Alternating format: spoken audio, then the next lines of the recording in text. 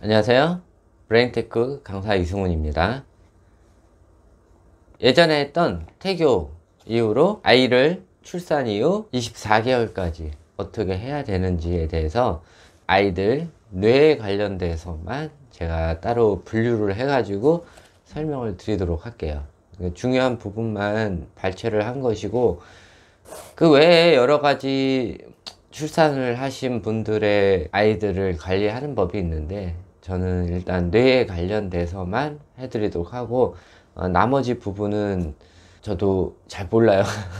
그러니까는 아이들 뇌에 대해서만 제가 설명을 해드리도록 할게요. 그리고 그 외에 이제 여러 가지들이 만약에 질문이 달리면 제가 답변을 못 해드릴 수도 있어요. 저도 그 부분을 잘 모르기 때문에. 그래서 뭐 아이들 뇌에 관련된 거나 아니면 성격에 관련돼서는 제가 답변을 드릴 수가 있는데, 그 외에는 답변을 드릴 수가 없다는 점 착안을 하시고 시청을 해 주셨으면 좋겠습니다.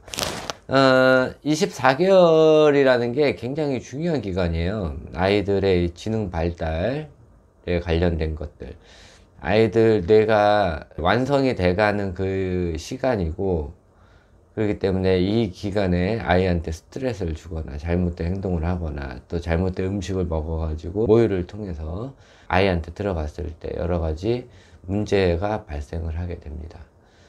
특히 아이들한테 스트레스를 주거나 아니면은 스크린 시청, 그러니까 TV나 핸드폰 시청, 이런 것들은 아이들 뇌나 언어 발달 이런 거에 굉장한 영향을 주며 아이들 성격이 굉장히 난폭해질 수가 있습니다. 그래서 24개월 이전에는 웬만하면은 핸드폰 시청 시키지 말고, 가끔 공공장소에서 강제로 이렇게 아이를 조용히 시키기 위해서 핸드폰 시청을 하게 하는데, 이것은 아이한테 한 10분당 소주를 한 잔씩 먹이는 거, 그런 거랑 비슷하니까 요거 착안하셔서 아이한테 웬만하면 핸드폰 시청하지 말게 하는 게 굉장히 중요합니다. 3살 버릇 8등까지 간다고 했죠. 3살까지 뇌가 완성된 거 약 90%가 완성이 되는데, 이때 부모가 아이한테 어떻게 했냐에 따라서 아이의 성격과 기질이 조합이 되면서 평생 살아가는 그 성격이 만들어지게 됩니다. 그래서 최소 36개월까지는 아이한테 많이 애를 써야 되고, 또 아이 눈에 맞춰서 해야 되고, 36개월 이전에는 아이한테 한글 교육이나 학습에 관련된 교육은 절대 하시면 안 됩니다. 큰일 납니다. 이번에 할 강의는 분만과 모유수유 관련된 부분이에요. 그래서 주 목적은 모유수유예요. 이 모유수유가 아이들 뇌 건강이나 뇌 지능에 굉장히 많은 영향을 끼치게 돼요. 보통 분만을 한 이후에 여러 가지 뭐 상황이 생길 수도 있어요. 그 부분 뭐 또 우울증도 생길 수가 있고, 그거에 의해서 아이들이 많이 학대를 당하기도 해요. 그러니까는 우울증에 관련돼서도 요 다음에 바로 해드리도록 할게요. 분만은 자연분만, 제왕절개, 수중분만, 가족분만이 있어요. 근데 뭐 나머지는 뭐 다 정상적이긴 한데, 여기서 좀 문제가 되는 부분이 이 제왕절개에 해당하는 부분이에요. 제 동영상을 보시는 분이 이건 임신 중에 있을 수도 있고, 추후에 임신 중에 어머니가 볼 수도 있는 거예요. 그리고 또 남자분들도 알고 계셔야 되는 부분이고, 특히 수유 중에 음식 조절 같은 경우는 남편분들이 많이 사가지고 오잖아요. 그러니까는 남편분들도 뒷부분에 있는 모유에 관련된 것들 시청을 해주셨으면 좋겠어요. 제왕절개에 대해서만 간단하게 설명을 드릴게요. 제왕절개라는 것 자체는 배를 찢는 작업이기 때문에 좋지 않은 거죠. 그것도 해야 될 일이 있어요. 산모가 이전에 제왕절개를 했을 때, 작은 근종 절제술 등 자궁 수술을 했을 때, 또 전치태반일 때, 전치태반은 태반의 위치가 정상적인 위치에 있지 않고 비정상적인 위치에 있는 것을 말해요. 태반이 자궁경부의 안쪽을 완전히 또는 부분적으로 덮고 있는 것이고, 자궁경부와 태반이 매우 가까이 위치한 경우도 있어요. 산모의 생식기 헤르페스 감염이나 에이즈 감염일 때, 이 헤르페스 감염은 포진의 일종으로, 1종은 남녀노소 누구나 걸릴 수 있고 피부 발진 및 포진 등이 1종이에요. 2종은 생식기에 걸리는 성병의 일종이에요. 다시 말해서 헤르페스 감염이 돼 있는 남성분과 뭐 성행위를 했다든지 이랬을 때 걸릴 수가 있고, 또 에이즈 역시 혈액으로 통한 감염일 수도 있지만은 잘못된 성행위로 인해 가지고 또 에이즈가 걸린 남성분과 성행위를 했을 때 또 걸릴 수가 있어요. 이 두 개의 성병에 의해 가지고 아이를 재앙절개를 해야 될 수도 있어요. 또 태아가 둔이거나 행위일 때, 그러니까 아이가 역산이거나 아니면 옆으로 누워 있거나 이럴 때 정상적인 출산이 되지 않으므로 급하게 재앙절개를 할 수도 있어요. 또 당뇨 산모의 거대아가 의심이 될 때, 태아 곤란증 등 응급 상황일 때, 태아에게 심한 뇌수종이나 골절 등 일어나기 쉬운 근골격계 질환일 때, 인부가 내과 계열 질환이 많을 때, 이럴 때 주로 재앙절개를 합니다.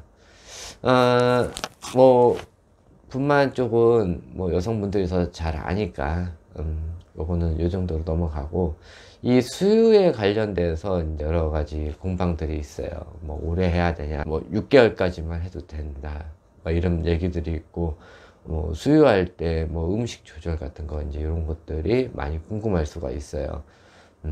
또 오래 하는 게 좋은 건지 나쁜 건지 이런 것도. 그래서 이 모유 수유에 관해서 조금 강의를 길게 할 수도 있어요. 그래서 그냥 가볍게만 들어만 주세요. 뭐 이렇게 어려운 내용은 아니니까 한 번만 들어주시면은 어머니 같은 경우는 대부분 이해를 하실 거예요. 모유는 신생아의 뇌발달과 면역력을 올려줘요. 또 엄마가 가지고 있는 많은 병들의 면역을 올려주므로 필수예요. 또 신생아의 이방 구조와 안면 근육 활성화를 위해 모유 수유는 필수예요. 아이가 젖을 빠는 행위, 이것들은 안면 근육 활성화를 위해서 굉장한 많은 도움이 돼요. 초유는 신생아의 면역에 관련되어 있으므로 유치키를 써서 남은 젖은 꼭 모아 두셔야 돼요. 또 수유를 하면 나타나는 것이 이 전몸살이에요. 이 전몸살 때문에 아이들이 수유를 하기가 굉장히 어려울 수도 있고 산모도 굉장한 고통이 따라요. 그래서 이 전몸살에는 두 가지 종류가 있어요. 첫 번째, 유방울열이에요. 젖이 생길 때 여분의 혈액과 림프액이 유방으로 들어오는데 젖의 양이 급속도로 증가하거나 적당한 수유가 이루어지지 않으면 발생해요.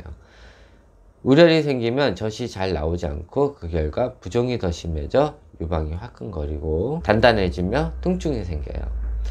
유방의 울열에 기이한 산육열은 출산 직후 서서히 나타나는 경우가 많으며 양쪽 유방의 전체적인 열감과 통증이 특징으로 체온이 37.8도에서 39도까지 상승을 해요. 하지만 일반적으로 38.3도씨 이하며 한나절 이상 지속되는 경우는 드물어요. 유방울열은 아이스팩을 이용해서 찜질을 하고 단단하게 뭉친 부분을 나선형으로 마사지를 하고 자주 수유를 하면 저절로 가라앉게 돼요. 두 번째, 이 유방염이에요. 대개 출산 후 10일 이후에 갑작스럽게 한쪽 유방의 부분적인 통증과 국소 발열이 생기며 감기 몸살과 같은 전신적인 증상이 흔해요. 황색 포도알균이나 대장균과 같은 병원체의 감염에 의해 발생하므로 항생제를 빨리 투여하고 치료는 약 2주간 필요하며 수유는 계속 해주시는 거예요. 세 번째, 모유 수유가 어려운 상황이 있어요. 첫 번째는 유두백반증이고 두 번째는 함몰유두예요. 두 개 다 굉장히 어려운데 유두백반증이라는 거는 수유는 할 수 있는데 산모가 굉장히 아파요. 유두백반이란 유구염이라 불리며 젖꼭지에 하얗고 투명한 여드름과 같은 종기가 나는 것으로 이는 유선이나 모유가 나오는 구멍이 막히고 염증이 나며 모유가 배출되지 못할 때 발생해요. 모유 수유를 위해서는 막힌 구멍을 뚫어야 하는 피나는 고통이 필요해요. 원인은 산모의 기름진 식생활과 피로와 스트레스예요. 자세를 바꿔가면서 여러 각도로 아이에게 젖을 물려 모유가 배출되도록 해야 돼요. 아이가 젖을 물지 않을 때는 스스로 유축을 하거나 가슴 마사지를 해줌으로 어떻게든 모유가 나오게 해주는 게 굉장히 중요해요. 그래도 심해지면 유선염으로 이어질 수 있으니 전문의와 상담을 해서 치료가 필요한 부분이에요. 다음은 함몰유두 부분이에요. 국내 여성의 약 3% 정도가 함몰유두예요. 함몰유두 상태에 따라서 모유 수유가 가능하지만은 과반수 이상의 사람들은 모유 수유가 어려워요. 함몰유두는 유두가 움푹 들어가 있기 때문에 모유 분비가 잘 안 되고, 모유가 분비되더라도 아이가 젖을 잘 물 수가 없어요. 또 유두에 분비물이 많이 축적되기 때문에 아이에게 안 좋은 영향을 미칠 수가 있어요. 이 함몰유두는 함몰 정도에 따라서 조치가 어려울 수가 있어요. 그래서 함몰유두에 관련돼서 많이 도와주는 기구들이 있긴 한데, 결혼 전이나 임신 전이나 맞춤형 교정 수술을 하셔서 진행을 하시는 게 더 좋아요. 이 함몰유두 수술은 뭐 비절개 수술도 있고, 보통 20분 이내에 짧은 수술 기간으로 교정이 가능하고, 교정 이후 정상 생활을 가능하기 때문에 짧은 시간이니까는 임신 이전에 해주시는 게 굉장히 좋습니다. 네 번째, 모유 수유는 언제까지 해야 되나? 이게 제일 중요한 부분이죠. 이것을 하기 전에 모유의 효능을 먼저 알아봐요. 첫 번째, 모유의 효능. 첫 번째, 엄마의 젖에는 여러 가지 효소와 필수 지방산이 들어있어서 소화 흡수가 잘 돼요. 두 번째, 아이가 변비나 설사에 걸리는 일도 거의 없어요. 세 번째, 아이에게 필요한 각종 비타민, 락토페린과 같은 단백질, 면역, 글로빈이 있어 아이의 성장 발달을 도와줘요. 네 번째, 초유는 아이의 질병 감염에 방어할 수 있는 면역 체계를 갖추는 6개월 정도까지 꼭 유지를 해주시는 게 굉장히 중요해요. 다섯 번째, 젖을 먹이면 아이가 유두 주위의 신경을 자극하여 임신 중 최고 20배 늘었던 자궁을 원래 크기로 빠르게 수축을 할 수가 있어요. 여섯 번째, 모유 수유는 많은 열량을 소모시켜 임신 전 몸매로 돌아가는데 큰 도움을 줄 수가 있어요. 일곱 번째, 출산 후 자궁을 떠난 신생아는 불안감을 느끼는데 모유 수유를 통해 엄마의 심장 박동을 느끼며 젖을 빠는 동안 정신적 안정감을 되찾을 수가 있어요. 여덟 번째, 엄마와 아이 간의 애착 관계 형성을 늘릴 수가 있어요. 자, 그러면 두 번째, 수유 기간은 언제까지 해야 되나? 보통 완모 기간을 8개월에서 24개월로 잡아요. 그래서 이 완모를 하기 위해서 많이 노력을 하세요. 근데 이 완모를 하려면은 이 밤중 수유도 필요하니까는 산부한테는 굉장히 힘든 일이긴 해요. 모유 수유는 최소 6개월에서 12개월까지는 해주셔야 돼요. 또 적절한 이유식과 섞어가면서 섭취할 경우 24개월까지 그 이상도 가능하게 돼요.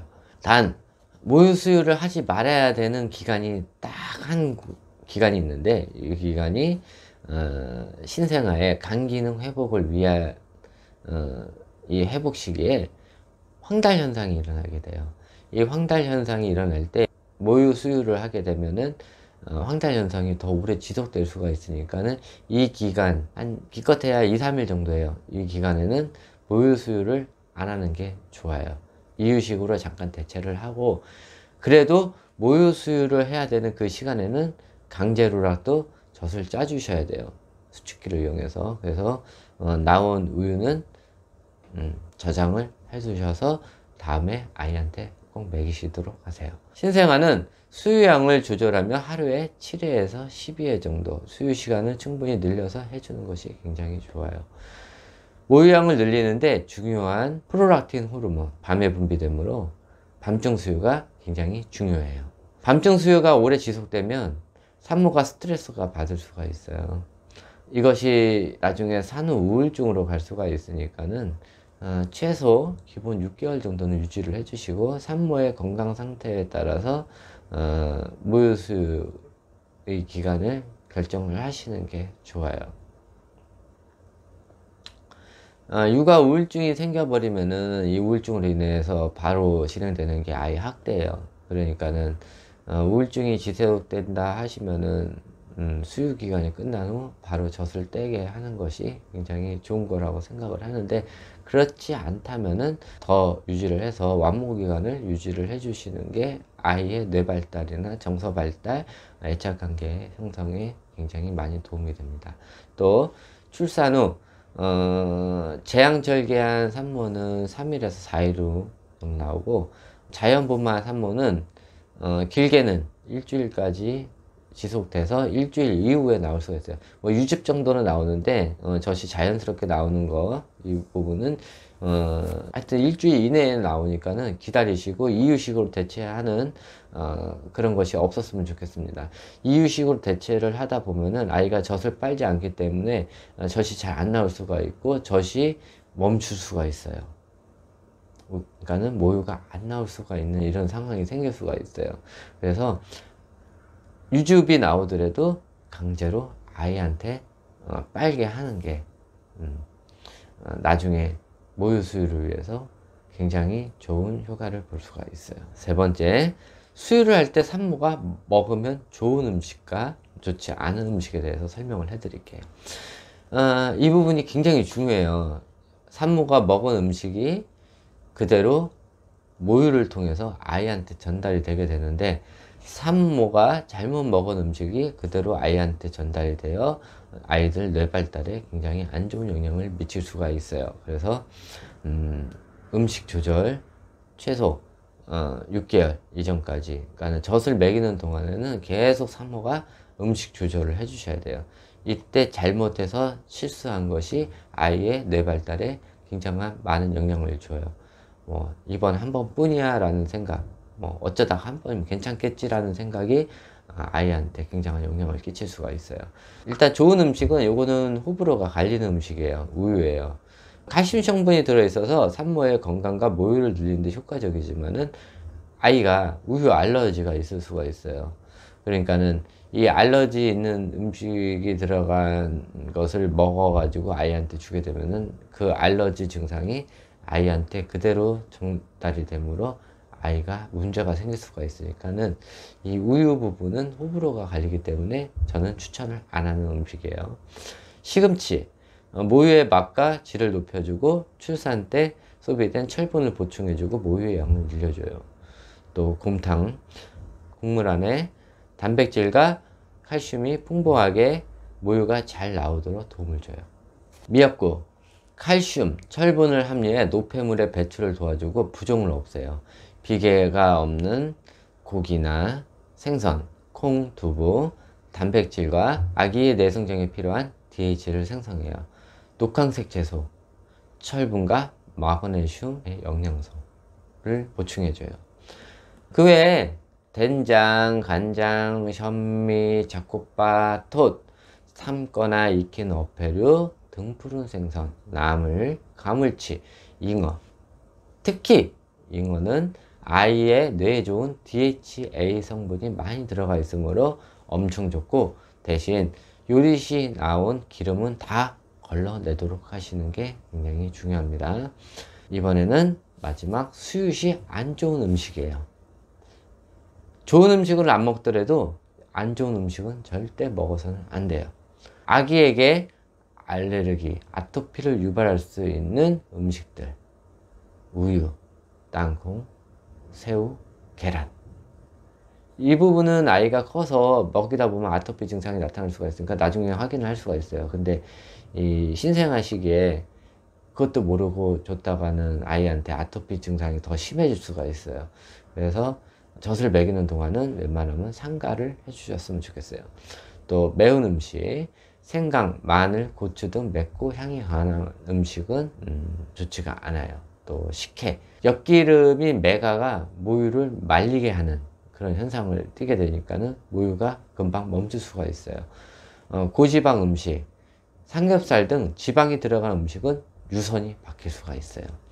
고칼로리 음식이나 인스턴트 음식, 이런 것들은 산부의 살을 찌게 하고 회복을 방해하고 트랜스 지방으로 아이의 뇌가 좋게 하는 DH 성분을 밀어내 버려요.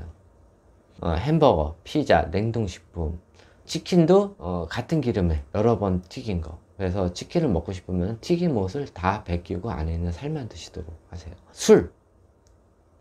술은 아이의 지속적인 뇌 손상을 주게 되고 초등학교 졸업할 때까지 계속적으로 지속이 돼요.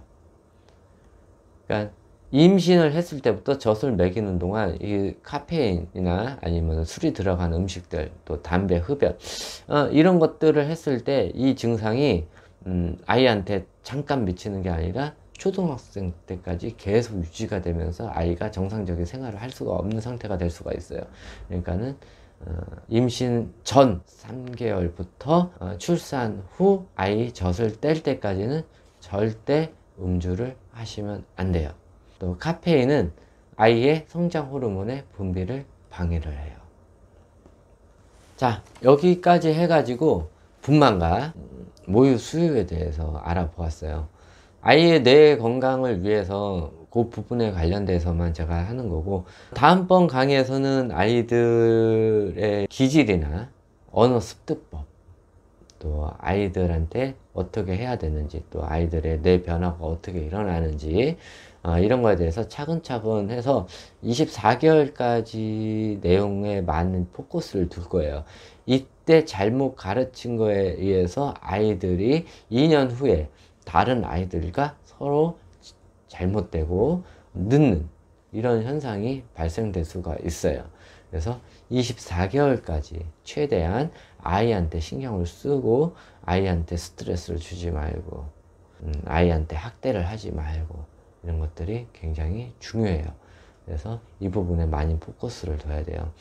이때 망가진 아이들은 3살 이후에 고치려고 그러면은 굉장히 힘들어요. 이미 뇌가 많이 완성이 돼 있기 때문에.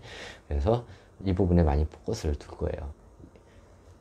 아이들이 망가진 다음에 고치는 것보다 아이들이 망가지기 전에 조심을 하는 게 더 중요하다고 생각을 해요. 이 부분까지 해서 강의 마치고 다음번에 신생아에 대해서 연구해가지고 자료를 준비해서 또 강의를 해드리도록 하겠습니다. 네, 이거로 강의 마치고 다음번 강의에서 뵙도록 하겠습니다. 감사합니다.